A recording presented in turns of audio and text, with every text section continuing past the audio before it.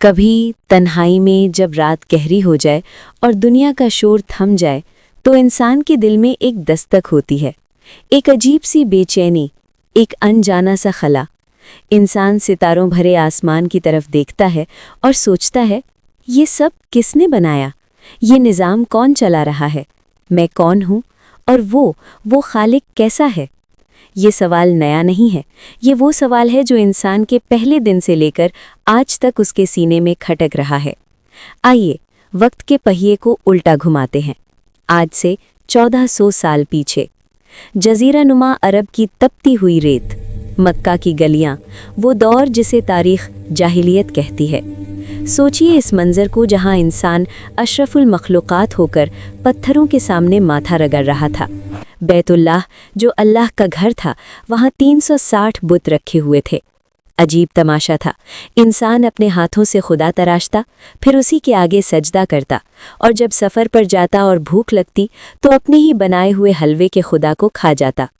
روحیں پیاسی تھیں، دل ویران تھے، کیونکہ ان کے بنائے ہوئے خدا نہ سن سکتے تھے، نہ بول سکتے تھے، نہ جواب دے سکتے تھے۔ اس گھوپ اندھیرے میں فاران کی چوٹیوں سے ایک روشنی چمکی، ایک آواز گونجی، لا الہ الا اللہ۔ یہ آواز مشرکین مکہ کے لیے، یہودیوں کے لیے اور عیسائیوں کے لیے ایک دھماکہ تھی۔ ان کے ذہن الجھ گئے، وہ گروہ در گروہ نبی کریم صلی اللہ علیہ وآلہ وسلم کے پاس آتے اور سوال کرتے، ایسے سوال جو ان کی کم فہمی کا ثبوت تھے۔ ایک دیہاتی آیا اور پوچھنے لگا، اے محمد صلی اللہ علیہ وآلہ وسلم، اپنے رب کا نسب تو بیان کرو، اس کا شجرہ نسب کیا ہے؟ کوئی پوچھتا، کیا وہ سونے کا بنا ہے، چاندی کا، یاقوت کا؟ اس کا باپ کون ہے؟ اس کی وراثت کسے ملے گی؟ ذرا سوچیں، انسان اپنی چھوٹی سی محدود عقل سے اس خالق کائنات کو جانچنا چاہ رہا تھا جو زمان و مکان کی قید سے پاک ہے۔ وہ خالق کو بھی اپنی طرح مخلوق سمجھ رہے تھے۔ اس وقت آسمان خاموش ہو گیا۔ اللہ نے اپنے نبی کو خود جواب دینے نہیں دیا، جواب خود رب کائنات کی طرف سے آیا۔ کوئی لمبی چوڑی کتاب نہیں اتری، کوئی پیچیدہ فلسفہ بیان نہیں ہوا، صرف 4 مختصر آیتیں، چند الفاظ، لیکن یہ الفاظ اتنے بھاری تھے کہ نبی کریم صلی اللہ علیہ وآلہ وسلم نے فرمایا، یہ سورت قرآن کا 1/3 یعنی 1/3 حصہ ہے۔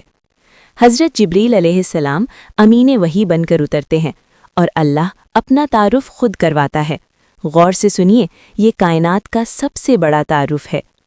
قل هو اللہ احد، کہہ دیجئے وہ اللہ ایک ہے۔ یہ محض ایک جملہ نہیں تھا، یہ بتوں کے منہ پر تماچا تھا۔ یہاں لفظ واحد استعمال نہیں ہوا، لفظ احد استعمال ہوا۔ جانتے ہیں کیوں؟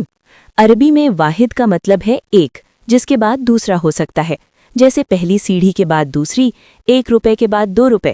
لیکن احد وہ ہے جس کا کوئی دوسرا ہے ہی نہیں، جو اپنی ذات میں اکیلا ہے، جو ناقابل تقسیم ہے، جس کی کوئی گنتی نہیں ہو سکتی۔ یہ احد کا لفظ اعلان تھا کہ اے انسانوں، تم جو ہزاروں خداؤں کو خوش کرنے کے لیے در در کی ٹھوکریں کھاتے ہو، تمہیں تھکنے کی ضرورت نہیں۔ تمہیں رزق کے لیے کسی اور بت کے پاس، اولاد کے لیے کسی اور مزار پر، اور عزت کے لیے کسی اور چوکھٹ پر جانے کی ضرورت نہیں۔ ساری کائنات کی ڈور صرف ایک ہستی کے ہاتھ میں ہے۔ جب تم نے عہد کہہ دیا تو تم آزاد ہو گئے، غلامی کی زنجیریں ٹوٹ گئیں۔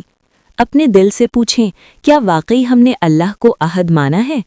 یا آج بھی ہماری امیدیں، ہمارا خوف، ہمارا توکل اللہ کے سوا دوسروں پر ہے؟ پھر اگلی آیت آئی، اور یہ وہ آیت ہے جو آج کے ٹوٹے ہوئے، ڈپریشن کے مارے ہوئے انسان کے لیے آب حیات ہے۔ اللہ الصمد، اللہ بے نیاز ہے۔ صمد عربی زبان کا یہ لفظ اپنے اندر ایک سمندر رکھتا ہے۔ صمد اس چٹان کو کہتے ہیں جو اتنی مضبوط ہو کہ جنگ کے دوران لوگ اس کے پیچھے پناہ لے سکیں۔ صمد اس سردار کو کہتے ہیں جس کی طرف سب اپنی حاجتیں لے کر جائیں لیکن اسے کسی کی ضرورت نہ ہو۔ میرے دوستوں، ہم انسان کتنے کمزور ہیں نا؟ ہمیں زندہ رہنے کے لیے آکسیجن چاہیے، پیاس بجھانے کو پانی چاہیے، پیٹ بھرنے کو کھانا چاہیے۔ ہم جذباتی طور پر بھی محتاج ہیں۔ ہمیں دکھ بانٹنے کے لیے کندھا چاہیے، ہمیں محبت چاہیے، ہمیں اپنا وجود تسلیم کروانے کے لیے لوگوں کی توجہ چاہیے۔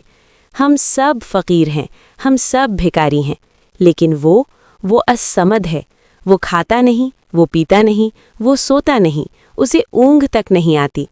ساری کائنات ایک چھوٹی سی چینٹی سے لے کر بڑی بڑی کہکشاؤں تک سب اس کی محتاج ہیں، لیکن وہ کسی کا محتاج نہیں۔ یہ آیت ہمیں ایک بہت بڑا سبق دیتی ہے۔ جب آپ کے پاس کوئی سفارش نہ ہو، جب ڈاکٹر جواب دے دیں کہ اب کوئی امید نہیں، جب اپنے پرائے سب چھوڑ جائیں، جب سب دروازے منہ پر بند کر دیے جائیں، تب اس آیت کو یاد کرنا، اللہ الصمد کا دروازہ کبھی بند نہیں ہوتا۔ ہم کیوں ان لوگوں کے آگے ہاتھ پھیلاتے ہیں جو خود کل کے محتاج ہیں؟ ہم کیوں ان سے عزت مانگتے ہیں جن کی اپنی کوئی حیثیت نہیں؟ آج سے لوگوں سے امیدیں لگانا چھوڑ دیں، اس الصمد سے مانگے جو بادشاہوں کا بادشاہ ہے۔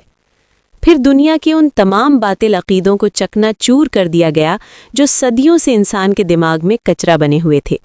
عیسائیوں نے کہا عیسیٰ خدا کے بیٹے ہیں، یہودیوں نے عزیر کو بیٹا بنا لیا، مشرکین نے فرشتوں کو اللہ کی بیٹیاں کہہ دیا۔ اللہ نے 2 ٹوک الفاظ میں فرمایا، لم یلد ولم یولد، نہ اس نے کسی کو جنا اور نہ وہ کسی سے جنا گیا۔ اولاد کی خواہش اسے ہوتی ہے جو فانی ہو، جو جانتا ہو کہ ایک دن میں مر جاؤں گا تو میرا نام میرا بیٹا زندہ رکھے گا، یا اسے جو کمزور ہو، جو چاہتا ہو کہ بڑھاپے میں کوئی لاٹھی بنے۔ اللہ نہ بوڑھا ہوتا ہے نہ اسے زوال ہے، وہ الحی ہے، وہ القیوم ہے، وہ ہمیشہ سے ہے اور ہمیشہ رہے گا۔ اسے کسی بیٹے، کسی مددگار، کسی ولی عہد کی ضرورت نہیں۔ وہ اتنا عظیم ہے کہ خاندانی رشتوں کی کمزوریوں سے پاک ہے۔ اس نے ہمیں بنایا ہے، وہ ہمارا خالق ہے، ہمارا رب ہے، اور رب کا رشتہ باپ سے 1000 درجہ بڑھ کر ہوتا ہے۔ باپ سو سکتا ہے، رب نہیں سوتا۔ باپ غریب ہو سکتا ہے، رب کے خزانے کبھی خالی نہیں ہوتے۔ اور آخر میں ایک ایسا دعویٰ جو آج تک سائنس، فلسفہ اور عقل مل کر بھی نہیں توڑ سکے، وَلَمْ يَكُنْ لَهُ كُفُوًا أَحَدٌ، اور اس کا ہمسر، اس کی برابری کرنے والا کوئی نہیں۔ کائنات کے ذرے ذرے کو چھان مارو، سمندروں کی گہرائیوں میں اتر جاؤ، کہکشاؤں کی وسطوں میں نکل جاؤ، تمہیں اس جیسا کوئی نہیں ملے گا، نہ ذات میں، نہ صفات میں، نہ طاقت میں۔ کوئی بادشاہ، کوئی فرعون، کوئی سپر پاور، کوئی آٹمی طاقت اس کی برابری نہیں کر سکتی۔ وہ جب کن یعنی ہو جا کہتا ہے تو کائنات وجود میں آ جاتی ہے، اور اگر وہ چاہے تو پل بھر میں سب فنا ہو جائے۔ تو میرے عزیزوں، ہم روزانہ نمازوں میں سورۃ الاخلاص پڑھتے ہیں، لیکن شاید ہم اسے صرف رٹے رٹائے الفاظ کی طرح ادا کرتے ہیں۔ آج جب اگلی بار آپ نماز میں کھڑے ہوں اور زبان سے کہیں قل هو اللہ احد، تو اسے اپنے دل میں اترتا ہوا محسوس کریں۔ اپنے دل سے پوچھیں، اگر میرا رب احد اور صمد ہے تو پھر یہ خوف کیوں، یہ پریشانی کیوں، یہ مایوسی کیوں؟ آئیے آج اپنے دلوں کو شرک کی میل سے پاک کریں۔ آئیے اپنے رب سے دوبارہ جڑ جائیں، کیونکہ جب دل میں سورۃ الاخلاص کی مٹھاس اتر جائے تو پھر انسان دنیا کا سب سے طاقتور انسان بن جاتا ہے۔ اسے پھر کسی کے آگے جھکنے کی ضرورت نہیں رہتی۔ یا اللہ، ہمیں تیری توحید کی حقیقی سمجھ عطا فرما۔ ہمیں صرف اپنا محتاج رکھ اور اپنے سوا کسی کا محتاج نہ کر۔ ہمارے ٹوٹے ہوئے دلوں کو اپنے ذکر سے جوڑ دے۔ ہمیں اخلاص کی دولت نصیب فرما۔ آمین۔ امید ہے کہ آج کی اس داستان نے آپ کے دل میں اللہ کی محبت کی ایک نئی شمع روشن کی ہوگی۔ اگر اس ویڈیو سے آپ کو تھوڑا سا بھی سکون ملا ہو یا آپ کی علم میں اضافہ ہوا ہو تو اسے لائک ضرور کیجیے گا، کیونکہ آپ کا ایک لائک اس پیغام کو مزید لوگوں تک پہنچانے میں مددگار ثابت ہوتا ہے۔ اس طرح کی مزید روحانی اور ایمان افروز ویڈیوز دیکھنے کے لیے ہمارے چینل کو سبسکرائب کریں اور بیل آئیکن کو دبا دیں تاکہ ہم اور آپ اس سفر حق میں ایک ساتھ رہیں۔ کامنٹس میں سبحان اللہ لکھ کر اپنی محبت کا اظہار ضرور کیجیے گا، اور اس ویڈیو کو اپنے پیاروں کے ساتھ شیئر کریں، کیونکہ کسی کو اللہ کی طرف بلانا بھی ایک بہترین صدقہ ہے۔ اللہ آپ کو اور آپ کے گھر والوں کو اپنی امان میں رکھے۔ ملتے ہیں اگلی ویڈیو میں، تب تک کے لیے اللہ حافظ۔